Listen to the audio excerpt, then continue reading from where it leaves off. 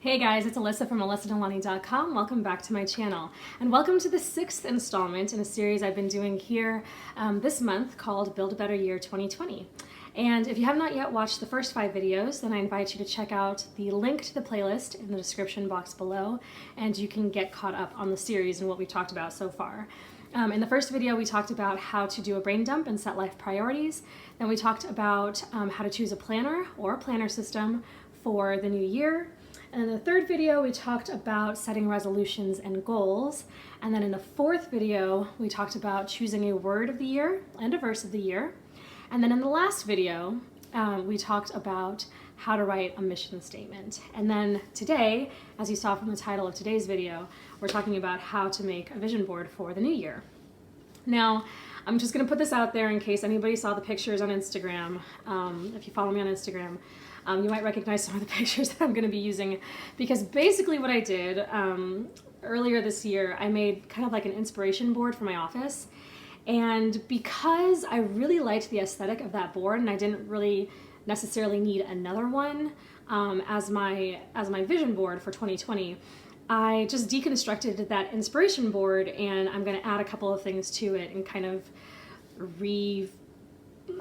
reconstruct it for the new year, because I really liked the way it looked.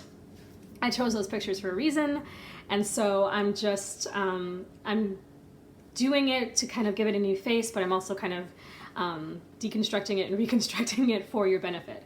So these are all pictures that I had already printed out and cut up, in the past and had already used, but I didn't like adhere them to that board permanently, so it was really easy to kind of take all the pictures off, and then I'm gonna rearrange them on this new board. So I just wanted to put that out there in case you follow me on Instagram and you saw the same pictures. That's kind of what I did.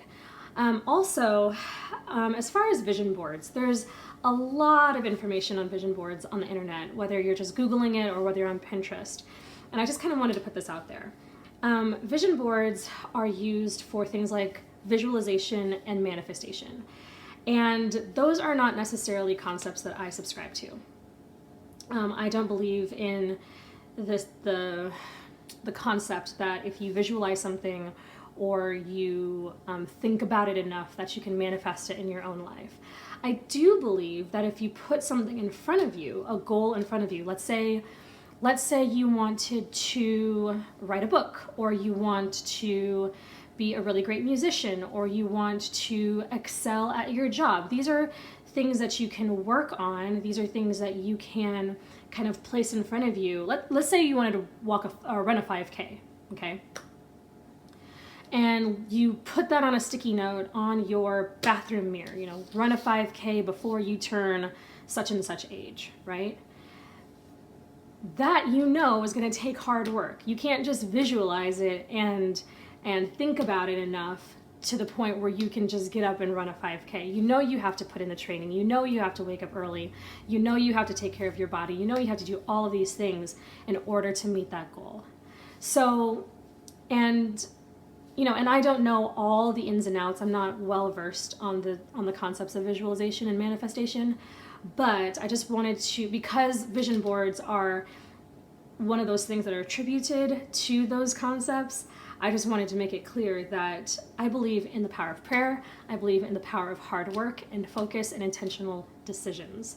So just in case, I don't know what you might know or what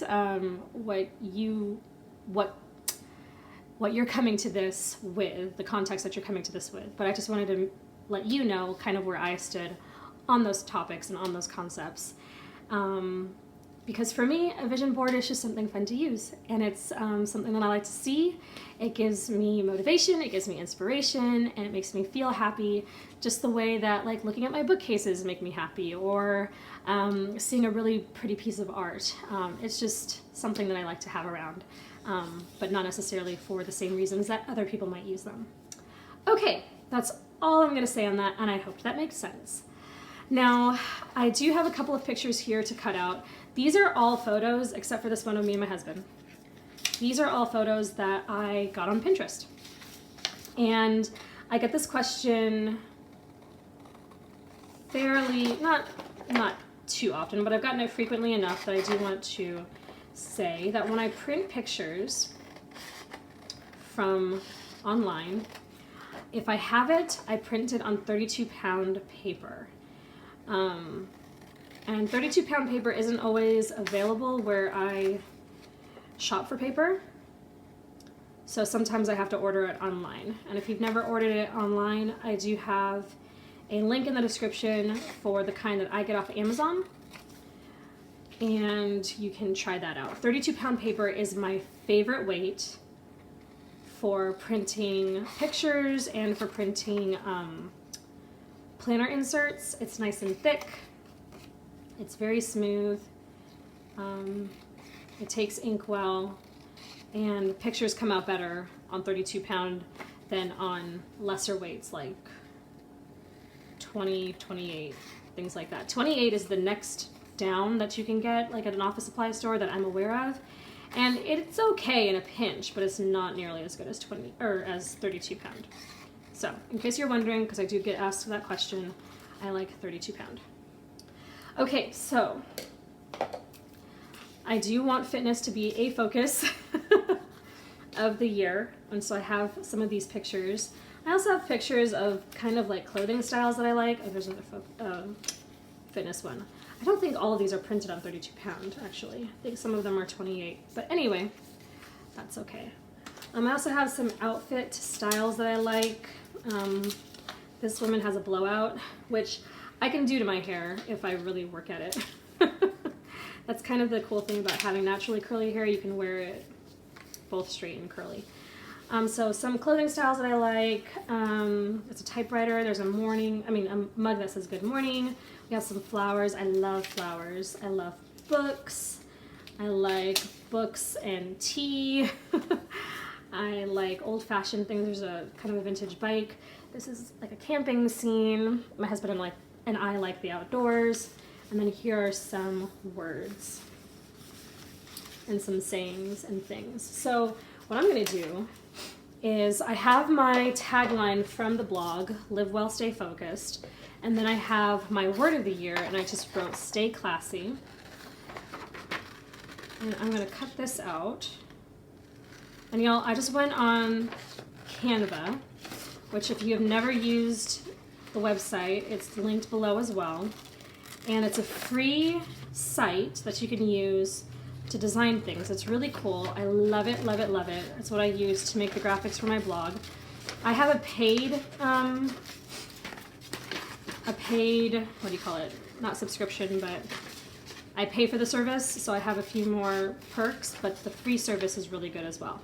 Anyway, you can make all kinds of stuff on it, and it's got all kinds of fonts and things that may not be in your regular word processor that you can take advantage of and just type words, print them out, and you've got some cool stuff. I've got my running tape, my crafter's tape rather, and then I've got some tape. And what I do with the tape, the regular tape, is I just roll it, so it's like double-sided, and then I put it on the back of the picture, and then I just place it. And then that way I can move it around the board until I know where I want it, and then I can glue it down if I want to. And this is how I was able to take them off my original board, because all I did was roll the tape and then put it on the board, and then it came back up. So if you don't want it to be permanent necessarily, or if you think you might add things later on and want to move things around, then just roll your tape and then place it lightly on your board, and you should be able to take it off pretty easily. Let's see, what else do I have? That's it. So what I'm going to do is I'm going to put this kind of as my focal point.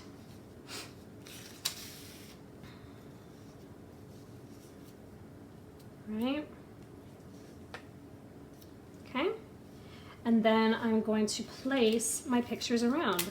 So I'm going to turn on some music and then fast forward through this process, and you will hopefully get to see what I come up with.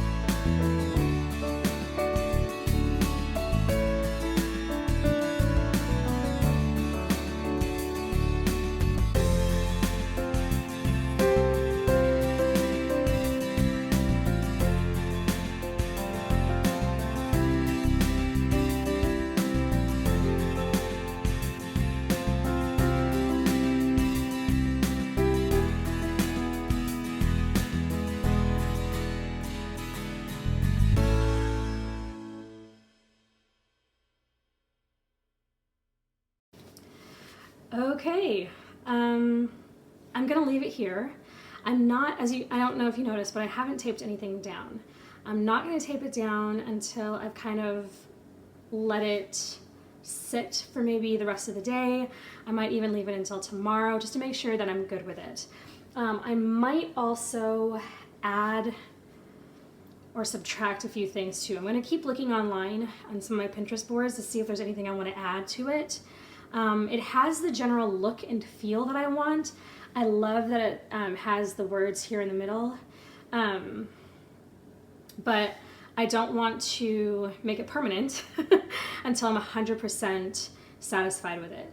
Now, one of the things that you want to remember when you're putting something like this together is just kind of pay attention to your colors. Nothing on here matches, but they all look well together. So just kind of pay attention to your colors, the kinds of things you pick. If you're picking things that you like, there's a good potential that they'll have a certain look and feel about it naturally because you're picking things that you like naturally. And so it's not like you have to pay super close attention, but just be aware of the color scheme that you might be looking at. I would also encourage you to pick things that make you light up. You know, if you see an image and you light up, pay attention to that.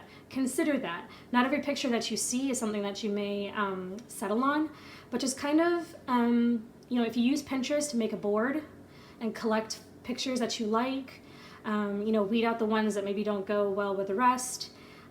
Think about what your word of the year is if you're going to put a word on your vision board. Think about all the different things that you love, all the different things that make you happy, that make you feel warm, that make you feel excited, that make you feel like getting up in the morning, maybe some of the projects that you aspire to, some of the things that you might want to tackle. You know what I want to put on here is a piano. That's one of the things that I want to do this year is to get back on the piano. I used to play when I was younger and I have dropped it over the years, and so I want to get back on that. So I'll probably get a picture of a piano and put it on here.